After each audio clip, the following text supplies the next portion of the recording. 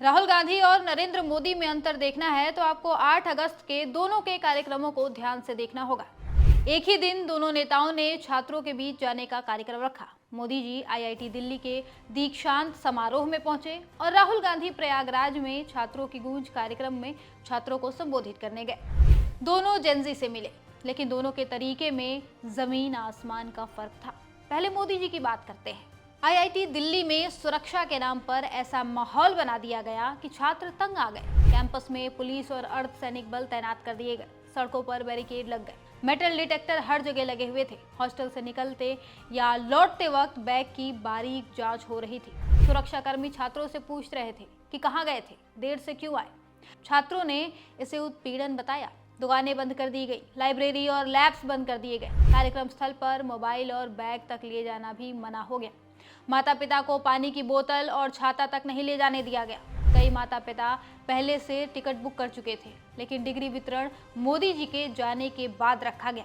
इसी वजह से वो अपने बच्चों को डिग्री लेते हुए देख ही नहीं पाए। इतना ही नहीं, छात्रों को ट्रेनिंग दी गई कि मोदी जी से मेडल लेते वक्त सिर कितना झुकाना है। वैदिक मंत्रों के दौरान खड़े रहने को कहा गया। पूरा कार्यक्रम जो छात्रों के लिए होना चाहिए था, उसे पीएम के इर्द गिर्द घुमाया गया। और इतना सब होने के बाद जब बोलने की बारी आई तो मोदी जी ने बाबा बागेश्वर का जिक्र कर दिया। जी हाँ, आईआईटी जैसे संस्थान में जहां साइंस और तर्क की बात होनी चाहिए, वहां अंधविश्वास फैलाने वाले बाबा का नाम लेकर हंसी लूटने की कोशिश की गई। पीएम मोदी ने कहा कि मैं बाबा बागेश्वर नहीं हूं, लेकिन आपके मन में कुछ तो चल रहा होगा। सोचिए, पढ़े लिखे युवाओं के सामने ये कैसा संदेश दे रहे थे मोदी जी। अब आप राहुल गांधी को देखिए। प्रयागराज में छात्रों की गूंज कार्यक्रम में उन्होंने बिना भारी सुरक्षा के छात्रों के बीच जाकर बात की। उन्होंने एआई, डेटा, मैन्युफैक्चरिंग, बढ़ती फीस और पेपर लीक जैसे असल मुद्दों पर बात की। उन्होंने छात्रों को मंच दिया कि वो अपनी तकलीफें खुद बताएं, अपने संघर्ष साझा करें। राहुल गांधी ने युवाओं को सीना तानकर अपना हक मांगने के लिए प्रेरित किया। उन्होंने कहा कि डेटा आपका है, दर्द आपका है, लेकिन दौलत इनकी है। सिस्टम को चुनौती देने की बात की। एक तरफ मोदी जी युवाओं को झुकाकर खुश हो रहे थे, सिर कितना झुकाना है ये सिखा रहे थे, तो दूसरी तरफ राहुल गांधी युवाओं को सिर ऊंचा करके अपने अधिकार मांगने को कह रहे थे। एक जगह सुरक्षा के नाम पर छात्रों को परेशान किया गया, तो दूसरी जगह छात्रों को अपनी आवाज उठाने का मौका मिला।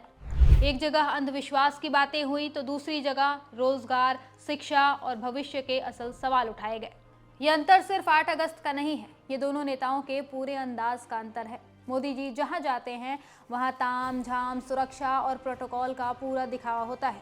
राहुल गांधी छात्रों और आम लोगों के बीच बिना ज्यादा दिखावे के पहुंच जाते हैं, उनकी बात सुनते हैं, उनकी समस्या पर बोलते हैं।